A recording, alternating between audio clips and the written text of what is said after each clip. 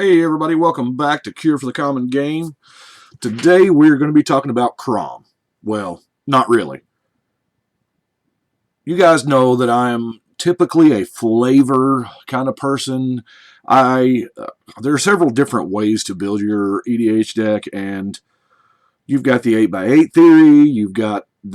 What I tend to do is I tend to take the commander, and I tend to build around to just exploit the commander's abilities.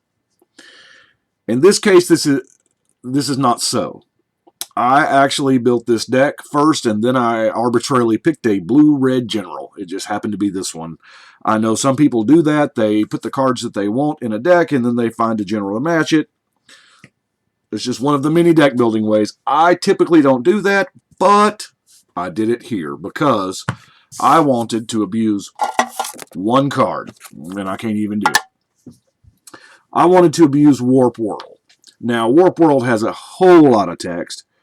Years ago, I built a 60-card deck around this as a joke. It was red-green, but I decided to go with red-blue because what I want to do is once I get set up, I would like to infinitely cast Warp World. Now,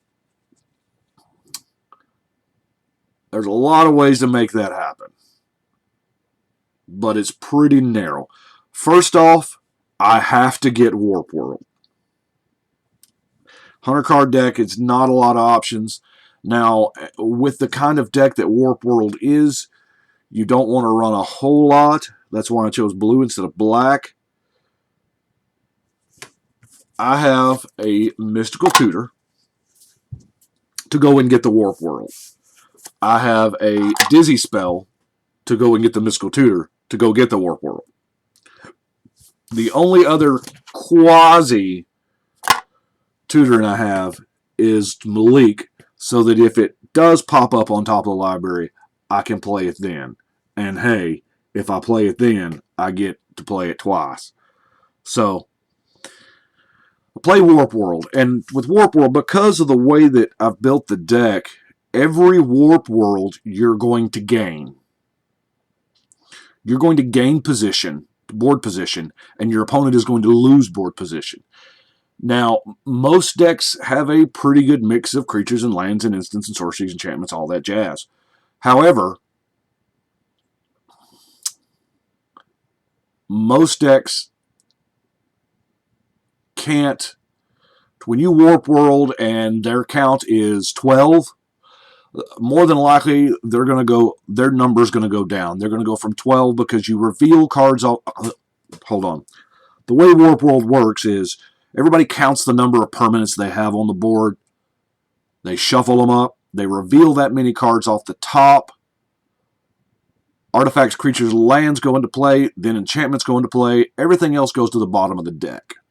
Now, we have built our deck to where you have seen the only two non-permanents, the Dizzy Spell and the Mystical Tutor. So, but we have what I like to call multipliers.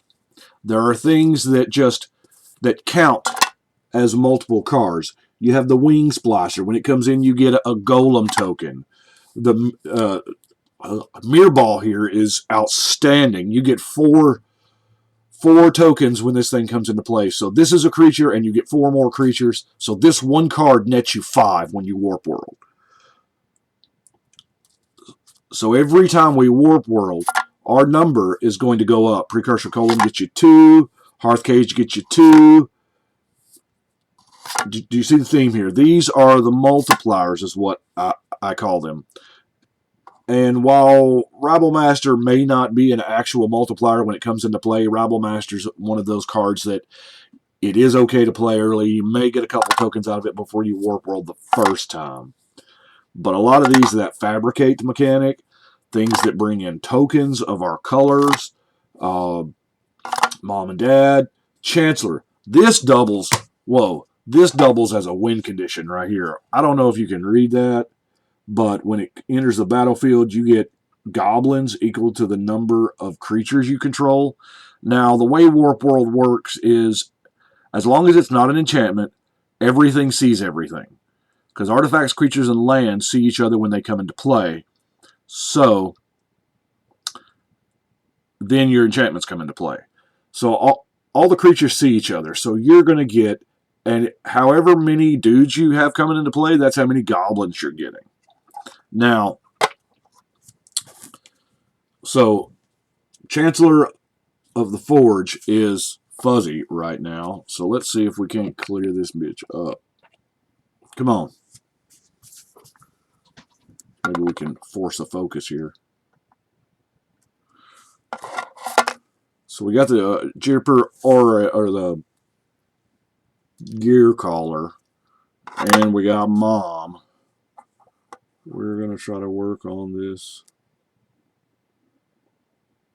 focus. Come on, focus. There we go. Now, back to the creatures. Thopter Engineer, that's a multiplier. It gets you a dude. Krinko, while here again, Krinko's not the instant, I get a whole bunch of dude when he comes into play. However, man, can he makes, especially with Chancellor of the Dross and the Rabbleman, he can make some goblins. So I wanted the deck to be able to stand on its own without the Warp World, because the very first game I played this in was I never saw the Warp World, and I was actually able to win. Of course, it was a small game. It was a 3-player game. But Dualcaster Mage, I love Dualcaster Mage. This is it's another Warp World. It's a red counterspell. It's all the things we need it to be. And of course, we have the Master of Waves here to get the elemental tokens. Now, as far as draw power, we've got a top to help some filtering, and we've got the Aura to, because believe it or not, you can play out your hand pretty quick. So, but here's the problem. You play Warp World, you multiply everything up, and then lo and behold, what happens? You've got Warp World in the graveyard. So we got to find ways to put the Warp World back in your hand. So I've got 5 creatures that essentially all do the same thing. When they come into play, they put the Warp World back in your hand. Now,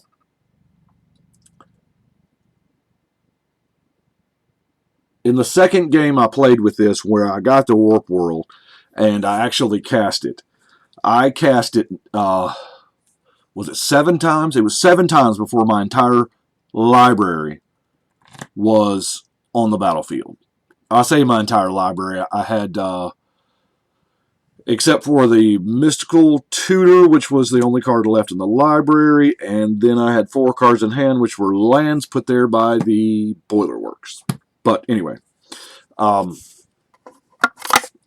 giving your creatures haste is a very, very important thing. We have,